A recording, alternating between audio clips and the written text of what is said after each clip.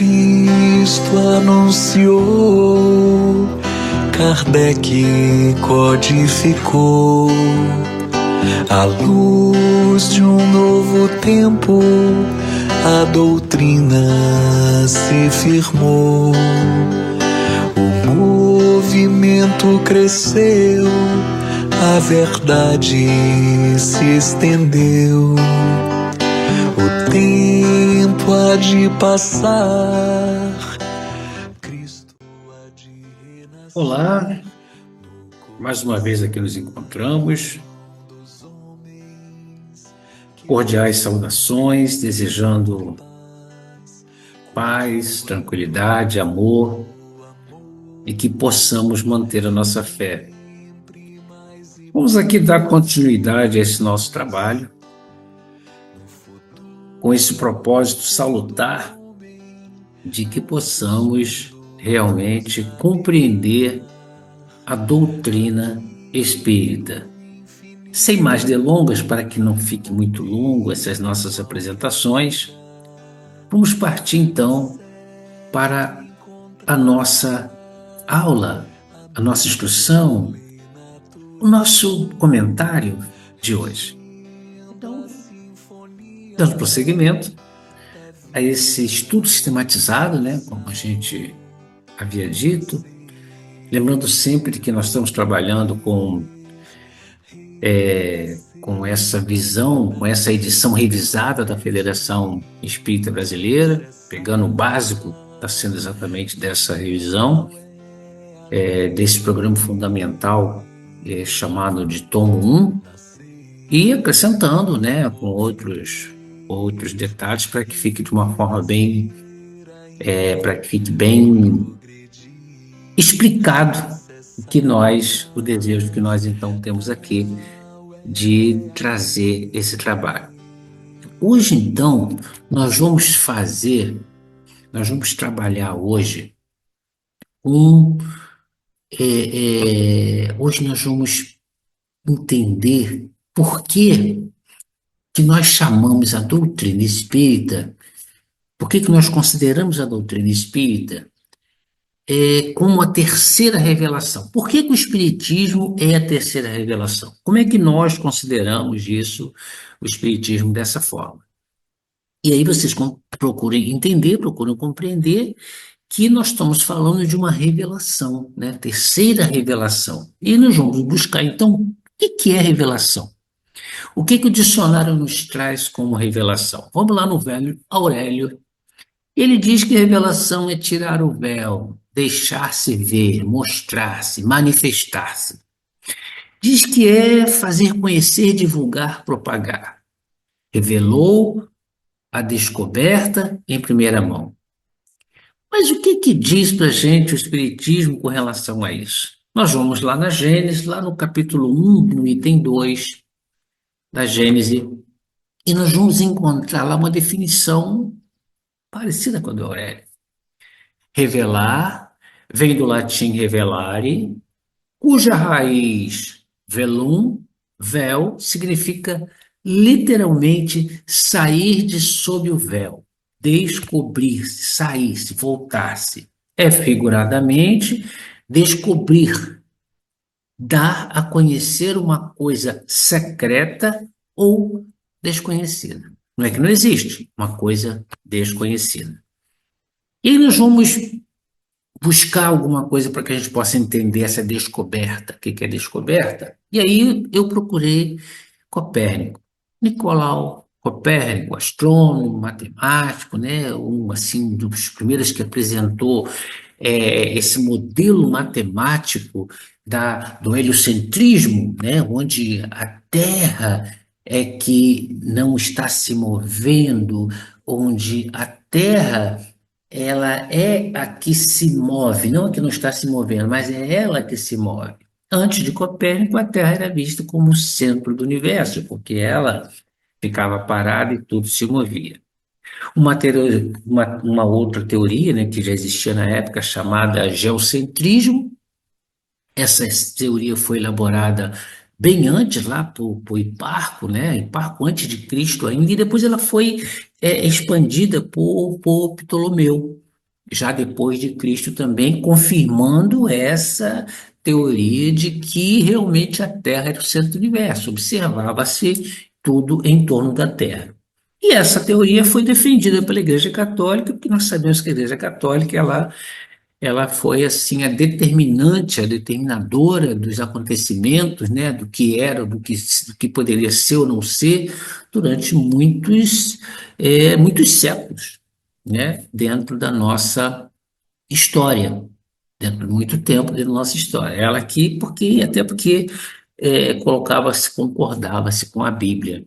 Inclusive, com relação à Bíblia, nós vamos, em posterior encontro, falar sobre Bíblia, sobre como nós vemos a Bíblia, né? Então, nós vamos falar sobre isso também. Então, e como eles observavam a Terra, observavam o espaço, observavam o universo através desse nosso ponto fixo, então essa teoria perdurou por muito tempo. Vamos falar de Copérnico, né? Esse Copérnico, a gente fala de Copérnico, ele teve essa teoria, só que ele teve medo. Ele teve medo porque naquela época as coisas falou alguma coisa fora daquilo que o catolicismo colocava, que a igreja colocava, era tido como herege, e o herege tinha as suas consequências bem funestas. Então, o que que acontece? Ele tinha essa teoria e não afirmou essa teoria. Só depois que ele morre é que se coloca. Galileu, que vem bem depois, bem depois de Copérnico, ele também percebe que é isso. Ele reafirma essa teoria do heliocentrismo, não que a Terra que está parada, mas a Terra é que que está circulando, né? Com base nessas observações que ele faz através aí já surge o telescópio e ele observa dessa maneira. Mas ele, que foi mais ousado que Copérnico, ele divulga isso. Só que, né, ele é julgado pela Inquisição e por duas vezes ele é obrigado a negar essa teoria. Ou nega ou morre, né? E aí ele mesmo negando essa teoria teoricamente ele fica em prisão domiciliar. E a gente então vai ter essa teoria do heliocentrismo só realmente confirmada por Newton, que vem bem depois, né, por Newton e por Kepler, que vem bem depois, mas que aí realmente confirma. Em outros tempos as coisas vão acontecendo e vai então mudando essa teoria e é a teoria mais aceita até hoje. Quando a gente fala de teoria, é um pouco diferente, que teoria não é aquela coisa que você possa afirmar categoricamente, mas quando a gente aceita uma teoria, a gente aceita o corpo daquilo como uma coisa até científica, vamos colocar dessa maneira. Mas vamos falar de Newton.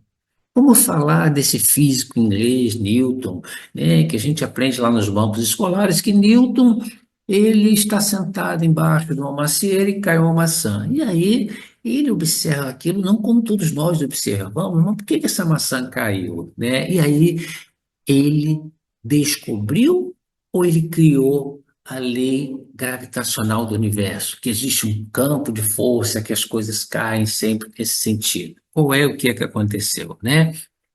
E aí nós vamos ver que Copérnico, né, bem antes de Newton, que ele foi também um astrônomo, ele já tinha provado que a Terra ela gira em torno do Sol e não ao contrário. Essa teoria, como a gente viu agora há pouco, ela foi comprovada por ele. E aí nós vamos então, o que que isso tem a ver com o nosso estudo de hoje, né? Nós vamos ver lá na Gênesis, lá nesse capítulo 1, no item 2, onde é colocado que todas as ciências que nos fazem conhecer os mistérios da natureza são revelações. Nós estamos falando de revelação, são revelações. E se pode dizer, a gente pode confirmar isso categoricamente, que a humanidade, ela existe uma revelação incessante. As coisas vão aparecendo, as coisas vão surgindo, revelando. André Luiz já deixou claro para a gente que o que nós temos, o que nós somos, é uma cópia do que existe na espiritualidade, não o inverso. Então, as coisas que vão surgindo, que vão aparecendo aqui, que os homens vão trazendo, que os espíritos encarnados vão trazendo, é através dessa inspiração. E a gente coloca isso. Isso faz a nossa evolução. Então, a gente vai ver astronomia, geologia, química, fisiologia, então, coisas que fazem com que nós vamos nos aperfeiçoando e progredindo materialmente, e com isso vamos também buscando essa evolução espiritual. E essa é um pouco diferente, mas é um pouco mais complicada, porque a evolução espiritual tem a ver com a nossa evolução moral, e aí muda um pouquinho. Mas a gente observa a astronomia, como a gente viu agora, como é que pôde evoluir e tirar o homem daquela obscuridade. A geologia, né, que fala da Terra, que fala dos aspectos. A química, olha quanta coisa nós temos na química. Fisiologia, então, nem se fala. Às vezes eu fico imaginando como é que era a cura de uma doença na época de Cristo, né? Aquele grande seguidor de Paulo, grande discípulo, o evangelista Lucas, né? Que era médico. Como é que era essa medicina naquela época? E eu estou falando de 2.000 anos atrás. Vamos recuar mais, vamos lá 5.000 anos atrás, vamos lá recuar, vamos lá na época de Moisés, como é que se curava as pessoas? E olha o que nós temos hoje de fisiologia, o que se cresceu hoje, tanto que se cresceu. Então, essas observações são importantes e que vieram através de reveladores. E para a doutrina espírita, a gente vai trazer alguns nomes: Copérnico, Galileu, Isaac Newton, Laplace também foi muito importante, Lavoisier. Então, todos esses seres que trazem essa evolução, nós entendemos que Jesus, por ser o grande mestre, por ser o grande governador desse planeta, e todos esses seres que vieram antes dele, que vieram depois dele, com essa teoria, foi para auxiliar nessa evolução. Descobridores, descobridores. Então, todos eles são reveladores. Então, esse é o primeiro passo para que a gente possa entender por que a doutrina espírita é considerada a terceira revelação. Vamos então para o que nos interessa mais a miúde. Primeira, segunda e terceira revelação. Porque se eu estou falando que a doutrina espírita é a terceira revelação, certamente existe a primeira e existe a segunda, e o que nós vamos compreender agora. Por que, então, terceira revelação? Qual seria a primeira e qual seria a segunda? E aí nós vamos novamente lá na Gênesis, né? Lá nesse mesmo capítulo 1, só que agora lá no item 22, e nós vamos encontrar que a primeira revelação está revelando-se por Moisés. Porque Moisés revelou aos homens a existência de um Deus único. Porque antes existiam vários deuses, né, soberanos. Então, Deus é o único Criador, é o único Senhor, Criador de todas as coisas. Nós sabemos que, assim, o berço da humanidade, né, tipo a Grécia, Roma, Egito, né, e quantos deuses que a gente aprende, né, que existiam naquele tempo? Então, existiam deuses, e Moisés chega com uma proposta de que só existe um Deus que é o Criador. E Moisés promulga a lei do Sinai, né, aquela lei lá no Monte Sinai, que Deus, né, que os espíritos superiores, a ordem de Deus, manda para Moisés, que é um grande médium, digamos assim, né, e lança as bases da verdadeira fé. Isso é que é importante. Então, Moisés, ele fica sendo esse ser. Então, como homem, foi o legislador do povo, pelo qual essa primitiva fé de vários deuses, ela passa a ter uma outra informação, depura-se. E aí espalha-se com o objetivo de espalhar pela terra que existem vários deuses. Então a gente entende que Moisés estabeleceu no judaísmo esse monoteísmo, só existe um Deus. e nos trouxe de uma forma maravilhosa o Decálogo, que são os 10 mandamentos, que se nós seguíssemos os 10 mandamentos, nós estaríamos bem.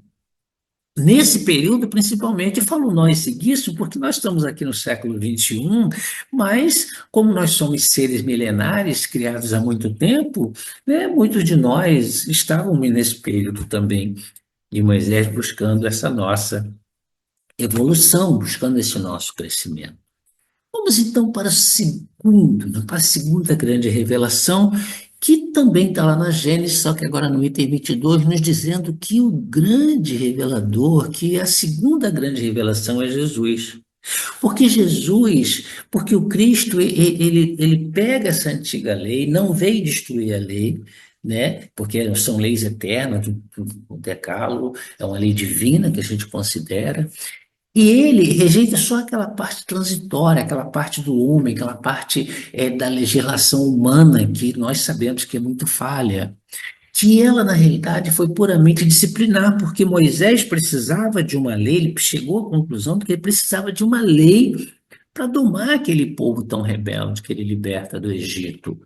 Então, ele cria as leis mosaicas, são essas leis que Cristo rejeita e dá um outro texto para ela. Mas ele não rejeita a lei de Deus. Ele veio, na realidade, confirmar essa lei de Deus. E aí ele acrescenta que nessa revelação dessa vida futura, de que Moisés ele não fala, ele traz para a gente essa revelação das penas e recompensas, não como pena e sofrimento eterno. Ele fala das recompensas que aguarda cada um de nós depois que a gente sai dessa nossa atual encarnação, das recompensas e também das penas, né? Das consequências daquilo que nós cometemos, daquilo que nós fazemos ao longo da nossa existência. Então, nós vemos que Jesus traz a certeza dessa vida futura. Jesus traz para a gente a fraternidade universal, que todos nós somos irmãos e que todos nós chegaremos nesse ponto máximo da nossa existência, da nossa evolução espiritual. E ele traz esses mandamentos, agora cristãos, do amor incondicional a Deus e ao próximo, mostrando que aquelas leis mosaicas estão certas, estão corretas, né? As leis mosaicas que eu falo, as leis divinas, o decálogo está certo, mas ele traz uma incondicionalidade do amor, é incondicional, você tem que amar. Se alguém te ferir uma face, dê a outra, ajudar os inimigos, perdoar. Então ele traz uma nova versão das leis mosaicas, das leis, daquelas leis que Moisés coloca como as disciplinares para regrar aquele grande povo. Eu costumo dizer que quanto mais evoluído é um povo, é um grupo, menos normas, menos leis humanas ele precisa, porque as leis de Deus vai estar sempre implantada no coração e nas mentes de cada um de nós.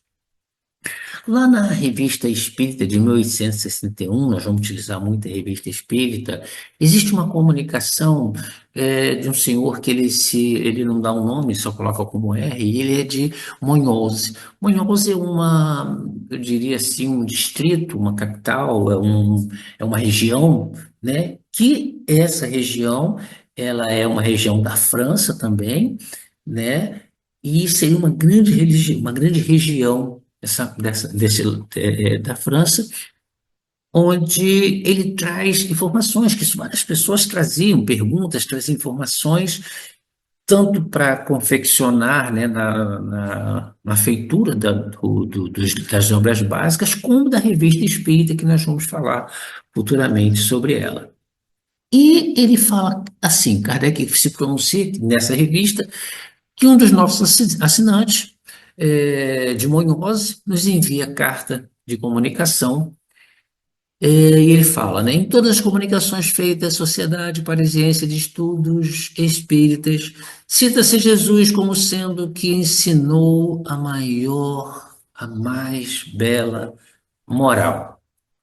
E aí ele pergunta, o que devo pensar disto, dessa bela moral? O que devo pensar disso? E a resposta Sim, o Cristo foi o iniciador da moral mais pura e mais sublime. Mais pura e mais sublime, a gente entende isso. A moral evangélica cristã que deve renovar o mundo, aproximar os homens e os tornar a todos irmãos. Então, essa é a resposta que dá para essa questão. A moral que deve fazer jorrar de todos os corações, não de alguns, de todos os corações humanos, a caridade, o amor ao próximo, que deve criar entre todos os homens uma solidariedade comum. Enfim, uma moral que deve transformar a terra e dela fazer uma morada para espíritos superiores aos que hoje a habitam. Então, olha só, a gente está falando de 1861. Nós estamos vivendo hoje, na época que eu estou fazendo esse trabalho, em 2025. 2025. Olha quanto tempo se passou. E parece que a gente está vivendo isso agora. Então, essas promessas do Cristo estão próximas da gente. E olha a posição que ele coloca. Isso é uma coisa para todos nós. Então, tudo que a gente está vendo de negatividade, de maldade, de crueldade, vai se corrigir tudo isso. E todos esses espíritos que cometem essas maldades vão chegar lá um dia. Isso é a doutrina espírita.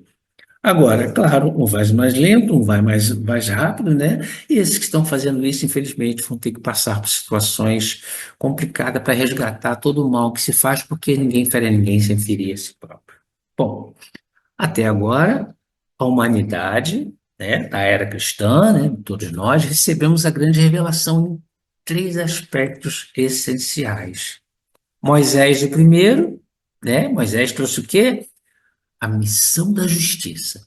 O evangelho, que foi Jesus, trouxe aqui a revelação insuperável do amor, né? Que o amor é aquele que cobre a multidão de pecados. O amor é o antídoto de todos os males. E aí, nós vemos com a terceira revelação, que chamamos de Espiritismo, que é em sua feição do cristianismo, porque o cristianismo, o espiritismo é um cristianismo redivivo, ele traz, por sua vez, a sublime tarefa da verdade. Aquela verdade que Jesus colocou que ainda não poderia revelar para todos. Aquela verdade que tem que ser revelada, descoberta gradativamente, à medida que nós já temos essa condição de absorver tudo isso. Logo, nós temos como primeira revelação Moisés, nós temos como a segunda revelação Jesus, e nós temos personificado na terceira revelação Kardec, sendo compreendendo que Kardec é o legislador que trouxe não é que ele criou tudo isso, ele foi aquele que codificou, que deixou arrumado aquilo que recebeu dessa grande espiritualidade que nos traz esse nosso ensinamento. Vamos lá, concluindo. O Antigo Testamento contém os princípios da primeira revelação, da lei de Deus, dessa lei de Deus trazida segundo a tradição por Moisés, o grande revelador do monoteísmo, só um Deus. Deus é único, só existe Ele, não existe uma força maior que Deus. E Moisés, o Espírito que Deus enviou com a missão de fazê-lo conhecer, de fazer conhecer que só existia um Deus, não somente aos hebreus, mas também pelos povos pagãos. Então, assim, Deus não se revelou só para os hebreus, Deus se revelou para que todo o planeta Terra tivesse esse conhecimento de quem é esse Jesus, de quem é esse Deus, né? De quem é esse Senhor que nós acreditamos. O Novo Testamento constitui a segunda revelação, o Novo Testamento. Jesus, contendo a vida, as palavras e os exemplos do nosso Senhor Jesus, que consideramos assim o ser mais perfeito que já visitou essa orbe. O mais perfeito, o nosso mestre, o nosso guia, o nosso modelo. O Cristo foi o iniciador da mais pura moral, a mais sublime, a moral evangélica cristã. Esse é o nosso Cristo, que deve renovar o mundo, aproximar os homens e torná-los fraternos. Essa é a segunda e grande revelação. E aí nós temos o Espiritismo, sendo a terceira revelação dessa lei divina, dessa lei de Deus, esse nosso grande Criador, esse nosso grande Pai. Da mesma maneira que disse o Cristo, eu não venho destruir a lei, mas dar cumprimento. Também o Espiritismo nada ensina contrário ao ensinamento do Cristo. Nada, nada, nada. Mas, ao contrário, desenvolve, completa e explica em termos claros para todos que queiram ouvir, ouçam quem tem ouvidos para ouvir, e que foi dito de forma alegórica, porque ainda não tinha condição, naquele momento, das pessoas que estavam ali entenderem, compreenderem Cristo, compreenderem as palavras do Cristo. A luz do Espiritismo, ela veio estabelecer para a humanidade a verdade que envolve o espírito, sob todos os aspectos, sua natureza, origem e destino. A gente fala para onde vir, de onde vier, ninguém sabe. O Espiritismo te dá essa condição de compreender de onde vim, para onde vou, por que estou aqui, por que passo para necessidades, por que é importante esse meu crescimento estar com Jesus. O Espiritismo traz isso para a gente. O Espiritismo, uma outra conclusão que a gente tem é que implantado na Terra por inúmeros espíritos, não foi, por isso que a gente fala que o nosso mestre não é Kardec, não, Kardec é o nosso codificador, esse espírito sublime, porque foram inúmeros espíritos que trouxeram o corpo da doutrina, que teve na codificação, nos seus ensinamentos, o trabalho primoroso desse mestre lionês, que é Allan Kardec, e que nós admiramos muito por ter concluído essa grande missão, mostrando a ascensão do espírito sobre o corpo físico e sua imortalidade e individualidade após a desencarnação, bem como as revelações entre o mundo material e o espiritual. Destrói o materialismo, que é a única das chagas, uma das chagas grande, grande, grande da nossa sociedade. Então, para nós espíritas, a importância da gente saber que nós somos imortais, nós não somos, quando a gente fala de doutrina espírita, nós não somos encarnacionistas, nós somos reencarnacionistas, porque compreendemos que uma vez criados, não somos mais destruídos enquanto espíritos. Então, ele traz para a gente essa imortalidade, traz para a gente essa individualidade. Eu sou responsável pelos meus atos. Após a desencarnação, antes da desencarnação e durante todo o meu período. Sua moral é a moral cristã. E fortalece o cristianismo, né? Fortalece em todos nós esse Cristo que está dentro de nós, esclarecendo-nos o que somos, de onde viemos, o que estamos fazendo na Terra, por que sofremos, o que espera para a gente na nossa destinação futura. Ao mostrar a verdade, o Espiritismo, essa terceira revelação de Deus aos homens, chama a si a função do Consolador prometido por Jesus. Desta forma, cabe ao Espiritismo a importante tarefa de consolidar no coração de cada um de nós a certeza dessa imortalidade.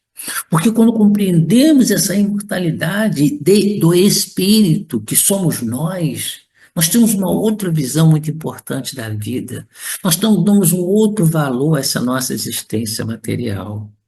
O caráter da revelação espírita, portanto, é dar continuidade ao plano espiritual, é dar integridade, sabe, é de interagir com essa humanidade que nós vivemos em vista do nosso curso evolutivo, conforme designa Deus para cada um de nós. Então nós estamos aqui para evoluir e nós não vamos evoluir sozinhos.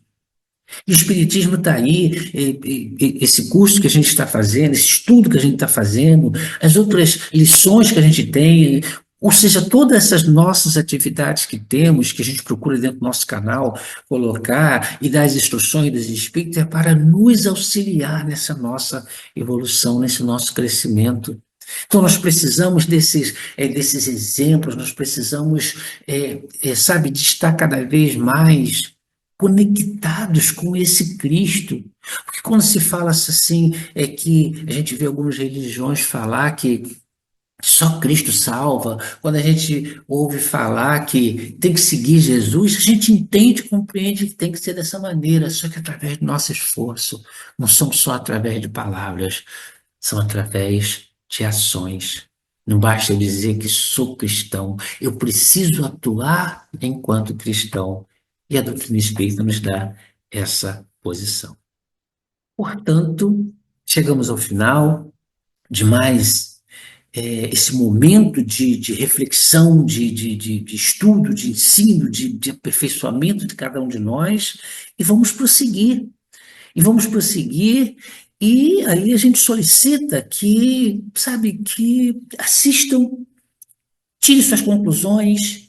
Se gostou, procure compartilhar isso com outras pessoas. Nós não estamos impondo nada para ninguém, nós estamos oferecendo a oportunidade de você refletir, de pensar.